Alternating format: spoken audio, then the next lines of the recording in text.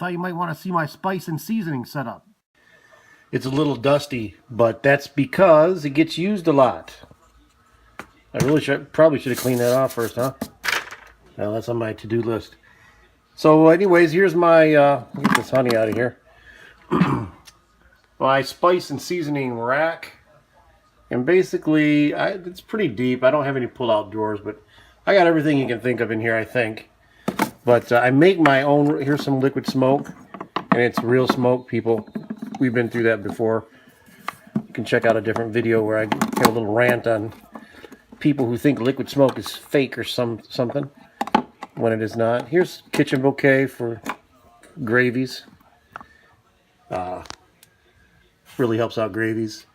And I do make my own rubs, and I'm going to show you a different cabinet real quick. But I buy a couple different, like Tony's, what do you call it, Creole seasoning here. But I do make my own as well. This is my label, a homemade Creole seasoning. That's me, by the way, Hobie. And I make my own chicken seasoning. This is herb-based, savory, no sweet at all. And of course, if you want barbecue-style chicken, and for ribs and chicken, well, pork and chicken, but mainly ribs. This is my classic barbecue style rub that complements barbecue sauce. But mine, I can't find one without a lot of sugar in it on the market. So it took forever, but this is my own recipe. And here's my big beef rub. It's a finer one that goes on hamburgers, steaks. Really good stuff. That's my recipe as well. And here's here's some injections up there. Still not open yet. But also, oh, I guess it's not in here. It's probably outside in the garage. I do have some spices outside in the garage as well.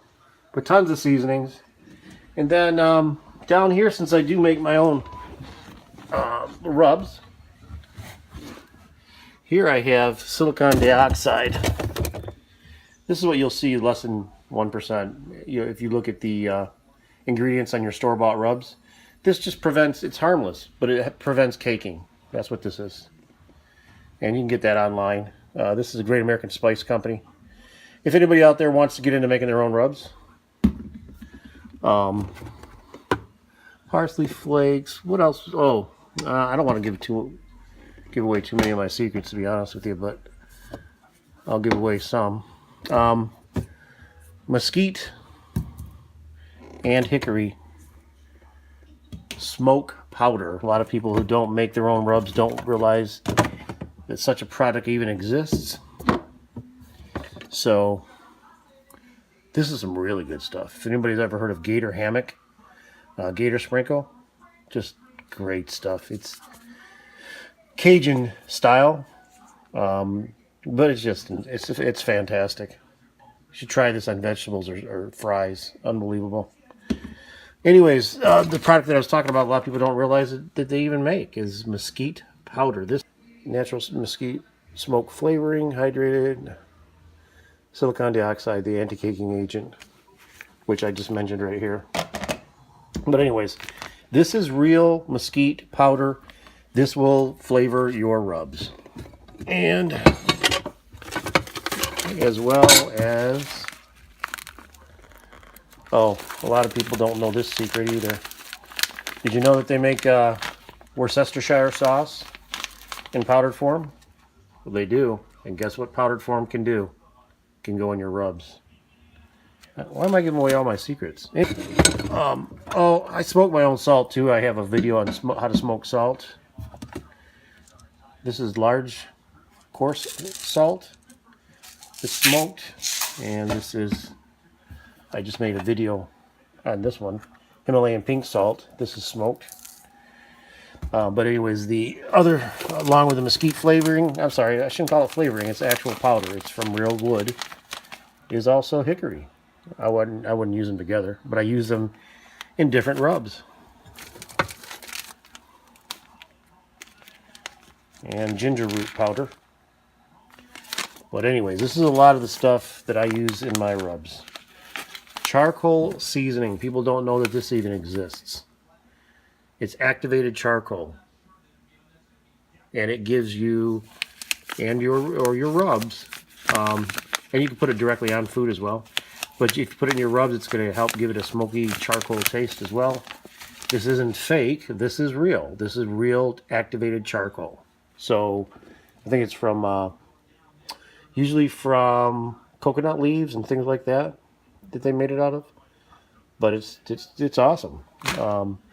So here's this is where I make a lot of the rubs from. Chili powder. Here's some more marinade or injection. This is some good stuff too. Garlic butter, injectable marinade. Here's some leftover rib rub. My daughter wrote what it is on there. But what else? Oh, here's another thing a lot of people don't know exists. And I don't mean that in a mean way. Some people haven't considered making rubs before, right? And if you haven't considered it, then you don't know these things exist. But, oh, here's some Himalayan pink salt. You can see the before and after. That's what it looks like after. You can't see the pink in it anymore after it's smoked. So this other thing I was going to bring up is it can go into rubs. Voila! Tomato powder. A lot of people don't know this is even a thing.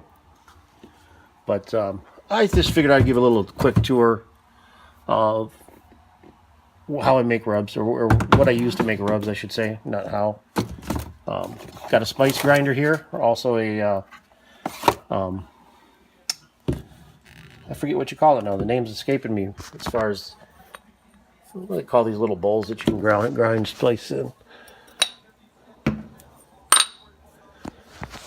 But when you get an ingredient that is too coarse and you want it a little finer, you can use a spice grinder, but that doesn't work as well as I thought. So I went manual with this. I use this a lot, or used to. Then I found a coffee grinder that works pretty good, but you don't get an even grinding consistency out of the coffee grinder. Some parts are bigger and some parts are like a fine powder. But I don't want to belabor the point here, or make the video last longer than it needs to. Oh, since I bottle my own stuff, here's some shakers that I buy online, so I can make my own stuff. And by the way, I have been looking into trying to get my stuff made in a proper certified kitchen so I could sell it online and see how the market is for that. But so far, no luck. The minimum order I found so far from one company to bottle and label my bottles, mix the spice, and do it properly to where the state of Michigan would be happy with it. And so I could sell it online and whatnot, is the minimum price, or the minimum amount is 250 pounds. And I think it comes to over $2,000. And I could maybe swing that, but I need a smaller amount to test the market. You know, your family's not going to tell you that your rubs suck, right? Nobody's going to do that.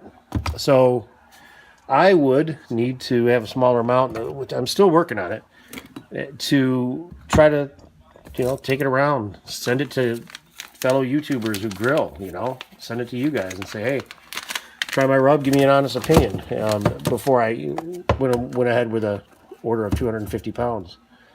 I would like to test its viability, its markability, before I sprung for that amount of money. Basically market test it. So, damn, guys, now I got to clean up. Why did I show you all this crap? Anyways, I just figured I would make a quick video of the spice rub side of it. Some of you guys haven't even considered it or aren't interested in making your own rubs, and other people are. But that's just a little glimpse into my world.